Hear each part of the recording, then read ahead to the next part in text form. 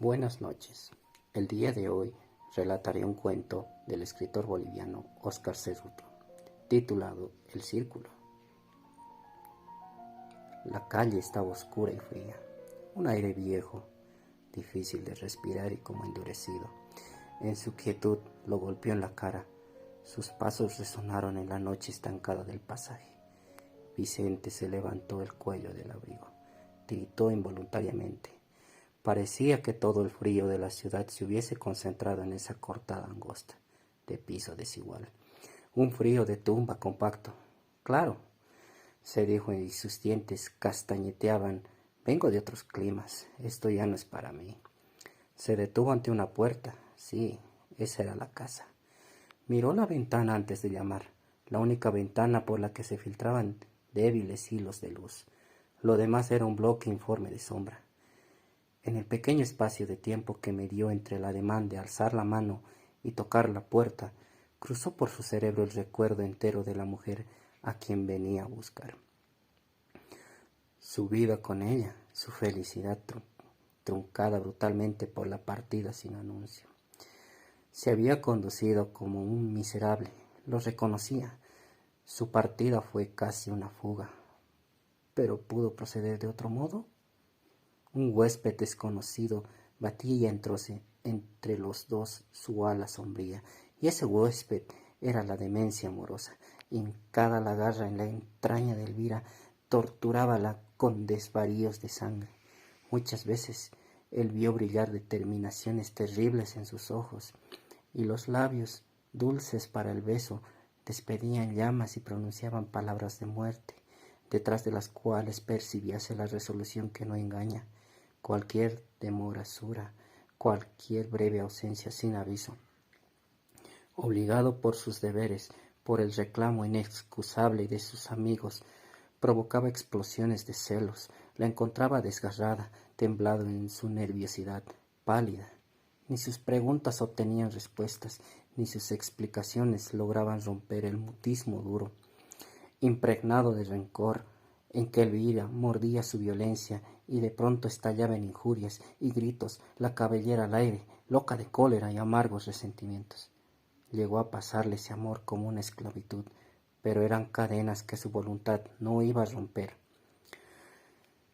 La turbulencia es un opio, a veces que paraliza el ánimo y lo encoge. Vivía Vicente refugiado en su temor, sabiendo al propio tiempo lo mismo que el guardián del laboratorio, que sólo de él dependían despertar el nudo de serpientes confiado a su custodia. Y la amaba, además. ¿Cómo soportar si no como una enfermedad del ser querido, ese flagelo que corroía su dicha, ese concubinato con la desventura? La vida se encargaría de curarla, el tiempo que trae todas las soluciones. Fue la vida la que cortó de un tajo imprevisto los lazos aflictivos. Un día recibió orden de partir, pensó en la explicación y la despedida, y su valor flaqueó. Engañándose a sí mismo, se prometió un retorno próximo, se prometió escribirle, y habían transcurrido 2 años, casi consiguió olvidarla, pero la había olvidado. Regresó a la ciudad con el espíritu ligero, conoció otras mujeres en su ausencia, se creía liberado, y apenas había dejado su valija, estaba aquí, llamando a la puerta de Elvira como antes. La puerta se abrió sin ruido, empujada por una mano cautelosa, y una voz, la voz de Elvira, preguntó: ¿Eres tú, Vicente? Elvira, susurró él, apenas ahogada el habla por la emoción y la sorpresa. ¿Cómo sabías que era yo? ¿Pudiste verme? ¿Acaso en la oscuridad a través de las cortinas? Te esperaba. Lo atrajo hacia adentro y cerró. Es que no puede ser. Tuve el tiempo escaso para dejar mi equipaje y venir volando hasta acá. ¿Cómo podía saberlo? No lo sabía nadie. Ella callaba, grave, parsimoniosa.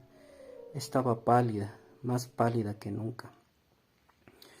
Pensó Vicente, lumbres de fiebre encendían sus ojos, arrasados por el desconsuelo, como él había imaginado, con lacerante lástima, cada vez que pensaba en ella. La soledad enseña tantas cosas, dijo. Siéntate. Él ya se había sentado con el abrigo puesto. Hace tanto frío aquí como afuera. ¿Por qué no enciendes la estufa? ¿Para qué? Aquí siempre hace frío. Ya no lo siento. No había cambiado. Era así, indócil. Cuando la roía alguna de sazón, iba a discutir con ella esa primera noche. Le tomó la mano helada y permanecieron en silencio. La habitación estaba casi en penumbra. Otra de sus costumbres irritantes, pero en fin, no le había hecho una escena. Él esperaba una crisis, recriminaciones, lágrimas. Nada de eso hubo. Sin embargo, no estaba tranquilo. La tormenta podía estar incubándose debajo de esa máscara. Podía hallarse acechante el furor, más aciago y enconado por el largo abandono. Tardaba, émpero, en estallar. De la figura sentada a su lado, solo le llegaba un gran silencio apacible, una serena transigencia. Comenzó a removerse, inquieto, y de pronto se encontró haciendo lo que menos había querido, lo que se había prometido no hacer, enzarzado en una explicación minuciosa de su conducta, de las razones de su marcha, subrepticia, disculpándose como un niño. A medida que hablaba, comprendía la inutilidad de esa mea culpa, y el humillante renunció, mas no interrumpía su discurso, y sólo cuando advirtió que sus palabras sonaban a hueco, cayó en medio, en una frase, y su voz se ahogó en un tartamudeo. Con la cabeza baja, sentía pasar el tiempo como una aguja turbia. De modo, dijo ella al cabo de que estuviste de viaje. La miró Vicente, absorto, no sabiendo si se burlaba de él. ¿Cómo? ¿Iba a decirle ahora que lo ignoraba? ¿Que en 2 años no se había enterado siquiera del curso de su existencia? ¿Qué juego era ese? Buscando herirlo, probablemente simulando un desinterés absoluto en lo que a él le concernía, a una costa de desmentirse. No acababa de afirmar que ella lo había sabido todo. ¡Bah! Se cuidó, no obstante, de decírselo. No quería dar pretexto para que se desatara la tormenta que su tacto había domesticado esta noche. Decidió responder como el descuido. Sí, estuve ausente algún tiempo. Solo después de una pausa Elvira comentó enigmática. ¿Qué importa para mí? Ya no existe el tiempo. Precisamente, dijo él, extrayendo de su bolsillo un menudo reloj con incrustaciones de brillante. Te he traído esto. Nos recuerda que el tiempo es una realidad. Consideró Elvira la joya unos instantes sin ajustar el broche y puso el reloj en su muñeca. Muy bonito elogio. No sé si podré usarlo. ¿Por qué no? Déjalo ahí en la mesita. Parece enferma. Vicente, mientras depositaba el reloj sobre el estuche abierto, estaba en efecto delgada y exhausta, pero no se atrevió a interrogarla. Estalló un trueno, lejos en las profundidades de la noche. La lluvia gemía en los vidrios de la ventana. Un viento desasosegado arrastraba su cauda de rencor por las calles sobre los techos. «Bésame», le pidió ella. La besó largamente, estrechándola en sus brazos. El viejo amor renacía en un nuevo imperio, y era como tocar la raíz del recuerdo, como recuperar el racimo de días ya caídos. Refugiada en su abrazo, parecía la hija del metálico invierno, un trozo desprendido de la noche. Tienes que irte, Vicente, se puso de pie. Volveré mañana, sí, vendré temprano, no nos separaremos más, te prometo. No prometas nada. Estoy segura, el pacto está sellado. Vete. La lluvia azotaba la calle con salvajes ramalazos de furia. Maldito tiempo, rezongó Vicente, calado antes de haber dado 10 pasos. A ver si ahora no encuentro un taxímetro. Somos prisioneros del círculo. Uno cree haberse evadido del tenaz acero y camina suelto al fin, un poco extraño en su albedrío, y siente que lo hace como en el aire. Le falta un asidero, el suelo de todos los días, y el asidero es, de nuevo, la clausura. Vicente atraviesa calles y plazas. Hay un ser que se desplaza de él y lo aventaja, apresurado con largas zancadas varoniles, ganoso del encuentro, mientras otro en él se resiste retardando su marcha, moroso y renuente. Él mismo va siguiendo al primero contra su voluntad. ¿Pero sabe siquiera cuál es su voluntad? Lo supo nunca. Creyó un momento que era el saberse libre, y al libre su libertad le pesaba como un inútil fardo. ¿Qué había logrado si su pensamiento era Elvira? Si su reiteración, sus vigilias se llamaban Elvira.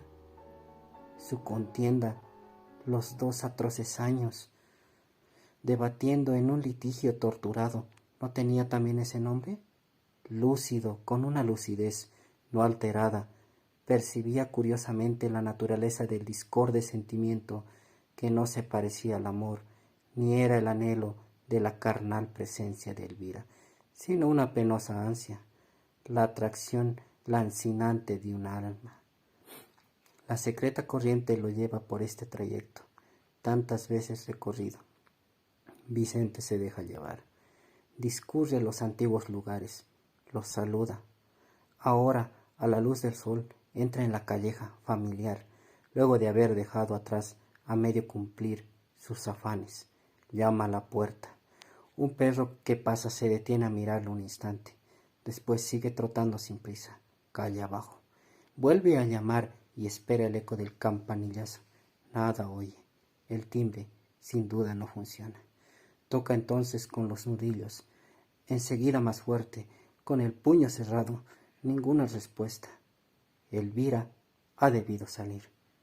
Pero no queda nadie en la casa. Retrocede hasta el centro de la calzada para mirar al frente del edificio. Observa que las celosías están corridas, los vidrios sin limpieza. Se diría una casa abandonada. Qué raro era todo esto. Una vecina se había asomado, la examinaba desde la puerta de su casa, la escoba en la mano. Vicente soportó el escrutinio sin darse por enterado. Bruja curiosa, gruñó. La vieja avanzó por la acera. ¿Busca usted a alguien, señor?, preguntó. Sí, señora. Respondió de mala gana. Busco a la señorita Elvira Evangelio. La mujer tornó a examinarlo, acuciosa. ¿No sabe usted que ha muerto hace 3 meses, señor?, interroga con un retintín en la voz. Esta casa está vacía. Vicente se encaró con la entremetida. Esbozó una sonrisa.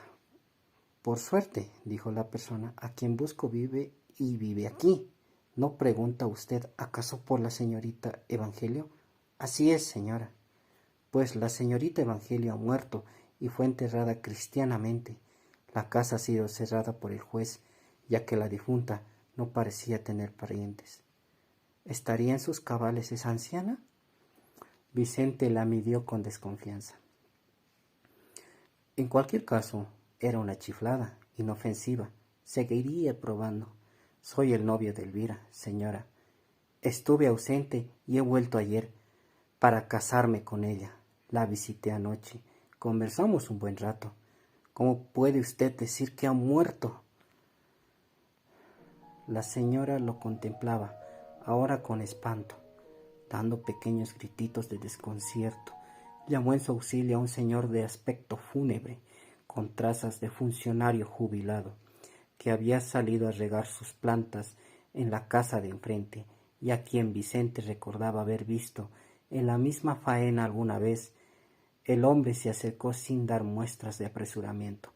¿Oye usted lo que dice este señor don Cesario? Que anoche estuvo en esta casa con la señorita Elvira, visitándola, hablando con ella. Los ojos del jubilado se clavaron hoscos en Vicente unos segundos. No lo encontró digno de dirigirle siquiera la palabra, de a comprender con su actitud que juzgaba con severidad a los jóvenes inclinados a la bebida. Volviéndole la espalda, se retiró farfullando entre dientes. Vicente decidió marcharse. O toda esa gente estaba loca o padecía una confusión grotesca. Par de zopencos. Después de todo, tenía un viso cómico el asunto. Se reiría Elvira al saberlo. Por la noche La casa estaba toda oscura. Llamó en vano. Sus golpes resonaban profundamente en la calma nocturna. Sus propios golpes lo pusieron nervioso. Comenzó a transpirar. Advirtió que tenía la frente humedecida. Un tanto alarmado ya, corriendo sin reparo por las calles silenciosas hasta encontrar un vehículo, acudió a interrogar a algunos amigos. Todos le confirmaron que Elvira había muerto. No se aventuró a referirles su extraña experiencia. Temía que lo tomaran a risa, peor aún, temía que le creyeran. Hay una zona de la conciencia que se toca con el sueño, o con mundos parecidos al sueño. Creía estar pisando esa zona, esa linde, a la que los vapores azules del alcohol nos aproximan, y con la misma dificultad del ebrio o del delirante, su espíritu luchaba por discernir la realidad. Cuando el juez, accediendo a su demanda, abrió la casa de la muerta, Vicente descubrió sobre la mesita de la sala el pequeño reloj con incrustaciones de brillantes en el estuche abierto.